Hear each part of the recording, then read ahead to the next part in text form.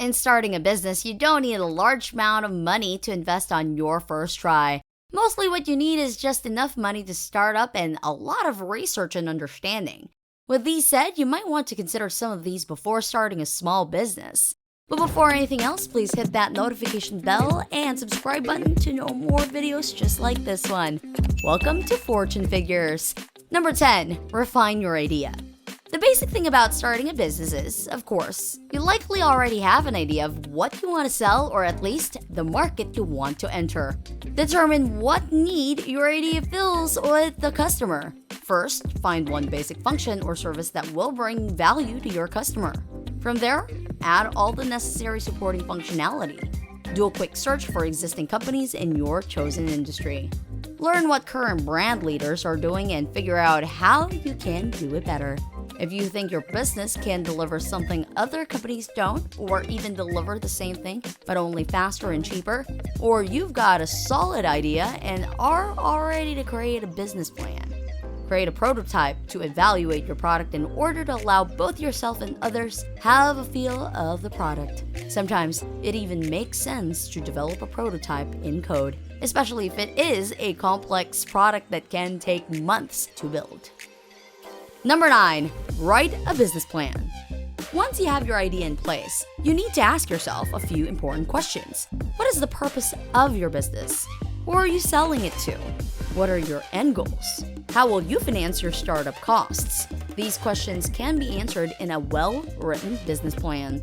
Rushing into things without pondering these aspects of the business may result into a lot of mistakes. You may need to find your target customer base. Who is going to buy your product or your service? If you can't find evidence that there is a demand for your idea, then what would be the point? Business plans take time to complete, sometimes as long as a year, especially since they are often 30 to 50 pages long. Consider your business plan a living document. As you move through the process and gain more knowledge, you'll make adjustments and expand upon certain sections. Number 8. Manage your cash. This might seem obvious, but you do need to have a lot of money saved up before officially starting your small business. The number one reason small businesses go bankrupt is lack of cash, not lack of profits. You need to do good cash planning and really understand the levers in your business that can affect your cash. The more capital you have to start off with, the bigger investments you can make into your company's growth and success. Keeping a good amount of cash on hand is the best way to start your business off on the right foot. Cash flow planning is different from managing overall savings. You need cash to be able to pay off loans, purchase inventory, make payments, and stay on top of resources that change in price due to market fluctuations. Number 7. You need to know your competitors. You need to know and understand both your direct and indirect competitors. You always need to keep an eye on your competitors to understand what they're doing, how they market, what their pricing is, etc. Some offer activity-based events and compete with all the other establishments that do birthday parties and events for groups. They also compete with the Saturday fairs and markets that have other tie-dye vendors. They need to know how to position themselves against all the indirect competitors, even though they don't have direct competitors. Market research is critical to help you determine whether your business idea really has legs. It examines customer behaviors and economic trends to help you hone your business strategy. Competitive research looks at product demand, demographic data, market size, economic indicators, location appeal, and pricing. Use competitive analysis to determine how to zero in on a market advantage. You can gather this information through existing sources or by getting answers yourself by conducting surveys, focus groups, and interviews of potential customers. Number 6. Find your target customers. You likely already have an idea of what kind of business you're starting. Perhaps you're thinking of starting a company in the service industry, or maybe you create unique products that you know a certain group of people will love. The important thing is that you find those people and learn as much as you can about their wants and needs. This is what's known as market research. You need to educate yourself on what your preferred customers are looking for, how they typically buy products, and how your products or services can help with their needs. Number 5, create a marketing plan. If you want to succeed and grow your business, you need to focus on an assertive marketing plan. It's imperative that you get your name out there. Otherwise, nobody will know about you or know how to find you. You can start by getting some marketing materials, which are usually cheap or even free. You can do something as simple as print business cards with your company name and some contact information, or you can do some old-fashioned door-to-door flyer marketing.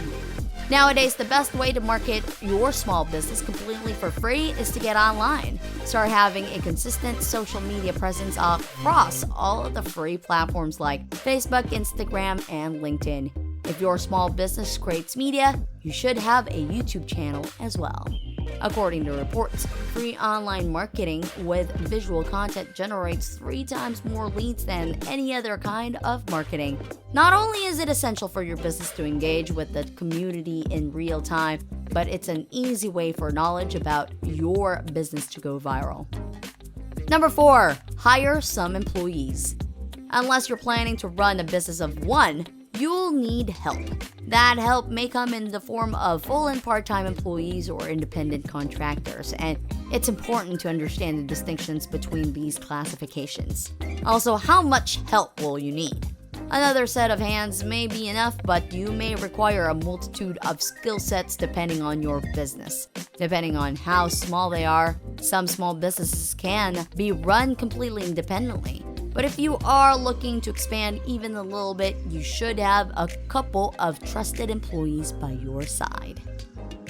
Number 3, choose a business name and find a location. One of the most important steps is finding the right location and business name.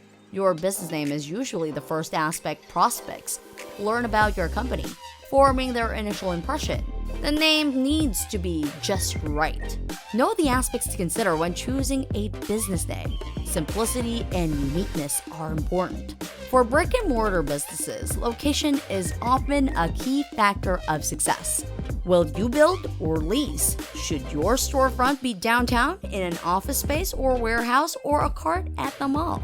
These aspects include customer demographics, potential foot traffic, proximity to businesses that complement yours, and zoning restrictions. Regardless of which option you choose, it's vital to understand that reasoning behind your idea. Number 2, form a legal entity. Another area some entrepreneurs neglect is creating a legal foundation for their business. A business legal structure, also known as a business entity, is a government classification that regulates certain aspects of your business. On a federal level, your business legal structure determines your tax burden. On a state level, it can have liability ramifications. The most common business entity types are sole proprietorships, partnerships, limited liability companies, corporations, and cooperatives. And last but not the least, number 1, develop your product. Here is where you see the fruits of your efforts. When you've finalized the design of your product, make purchases necessary to produce. That could mean setting up a manufacturing process to create a physical product or installing computers for the purpose of creating software. Your launch and first sales are only the beginning of your task as an entrepreneur. To make a profit and stay afloat, you always need to be growing your business. It's going to take time and effort, but you'll get out of your business what you put into it. Collaborating with more established brands in your industry is a great way to achieve growth. Reach out to other companies and ask for some promotion in exchange for a free product sample or service. Partner with a charity organization and volunteer some of your time or products to get your name out there. Alright, then that's it for today. Thank you so much for tuning in. What other things do you know that needs to be considered when starting a small business? Comment down your suggestions and answers below. Please don't forget to like, share, and subscribe to our channel, Fortune Figures, to keep you posted on our latest and trendiest updates. Thank you very much, and I will see you again next time.